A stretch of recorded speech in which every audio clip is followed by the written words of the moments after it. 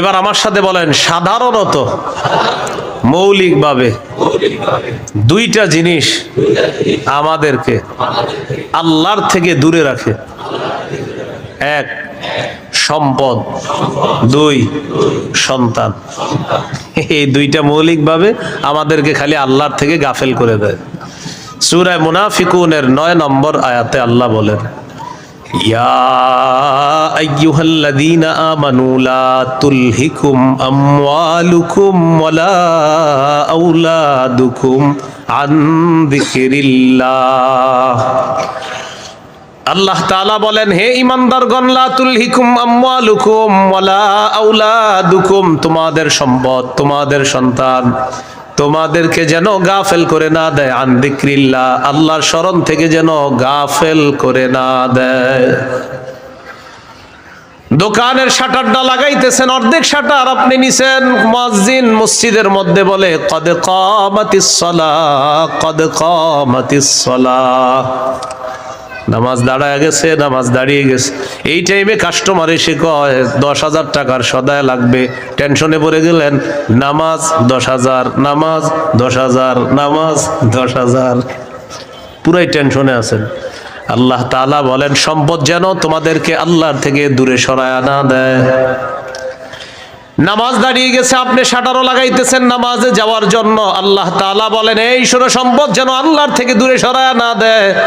Customer কয় 10,000, মুয়াজ্জিন কয় কদ কামাতিস সালাহ, টেনশনে পড়ে গেছে, কি করুন? সূরা তাহার 132 নম্বর আয়াতে আল্লাহ বলেন, লা নাসআলুকা রিজকা নাহনু নারযুকুকা, নবী আপনার কাছে আমি রিজিক চাই না, আমি আপনারে রিজিক দেই। পরিবারকে নামাজের কথা বলেন, নিজে নামাজ পড়েন। নামাজের পর আল্লাহ তাআলা রিজিকের কথা কেন বললেন? কারণ রিজিকের টেনশনে মানুষ নামাজ থেকে দূরে থাকে। আল্লাহ বলেন, বান্দা তুমি নামাজে যাও, আমি তোমার থেকে রিজিক চাই না, আমি আল্লাহ তোমাকে রিজিক দিয়ে দেই। সম্পদ আল্লাহর থেকে দূরে রাখে। আর হলো সন্তান, সারাদিন কান্নাকাটি করে না, যেই জোহর নামাজে রওনা করবেন ওই টাইমে কয় আমি চিপস খাম,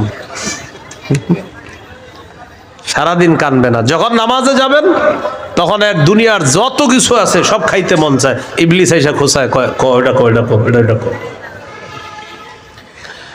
আপনি তখন বুদ্ধি করে কি করবেন, ওইটারে প্যাম্পাস পরায়া মসজিদের এক কোনায় নিয়ে বসাই দেবেন, বসে থাকেন, বসে থাকেন, বুঝেন নাই?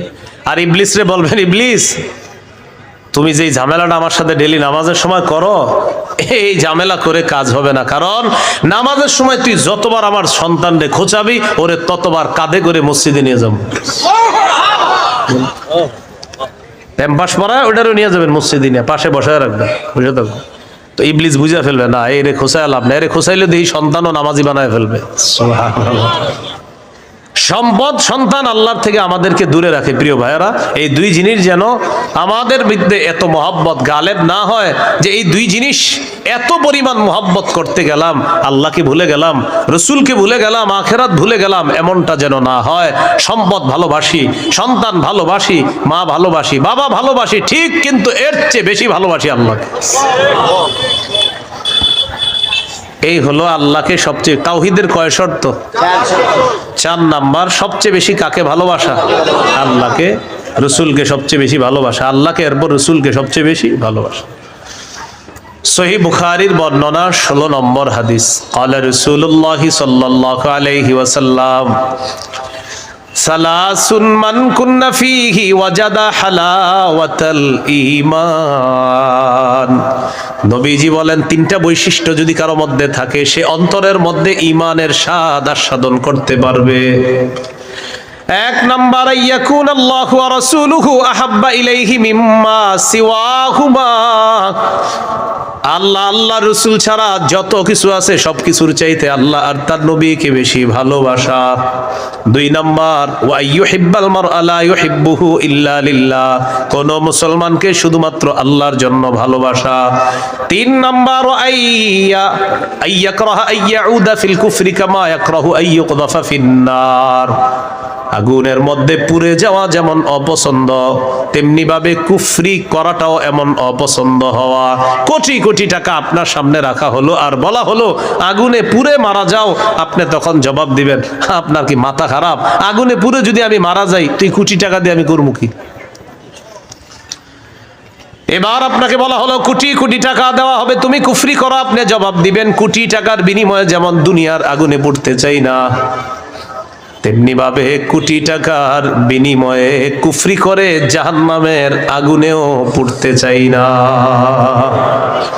নবীজি বলেন কারো মধ্যে যদি এমন অনুভূতি থাকে আগুনে পুড়ে যাওয়া তার অপছন্দ, তেমনি ভাবে কুফরি করাটাও তার কাছে অপছন্দের, আল্লাহ তাআলা তার অন্তরের মধ্যে ঈমানের স্বাদ তৈরি করে দিবেন, ঈমানের স্বাদ দিবেন। তো এই তিনটার মধ্যে একটা হলো আল্লাহকে বেশি ভালোবাসা। বলেন তো তাওহীদের কয় শর্ত? এক নম্বর আল্লাহ ছাড়া কোনো ইলাহ নাই, এই বিশ্বাস নিয়ে মৃত্যুবরণ করা। দুই নম্বর আল্লাহ ছাড়া কোনো ইলাহ নাই, এটার মধ্যে একটুও সন্দেহ করা যাবে না।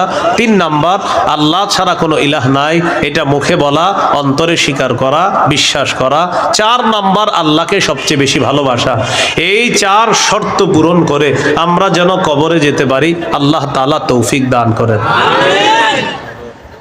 এরপরে আল্লাহ বলেন ওয়াল্লাহু সামিউন আলিম, আল্লাহ সর্বশ্রোতা সর্বজ্ঞানী। এটা হলো সূরা বাকারার 256 নম্বর আয়াত। এখন আপনাদেরকে 56 নম্বর আয়াত থেকে জিজ্ঞাসা করতে চাই, একটা হলো তাগুতের দল আর একটা হলো আল্লাহর দল। দুনিয়াতে মৌলিকভাবে মানুষের দল দুইটা, একটা হলো হিজবুল্লাহ আল্লাহর দল, আর একটা হিজবুশ শয়তান শয়তানের দল।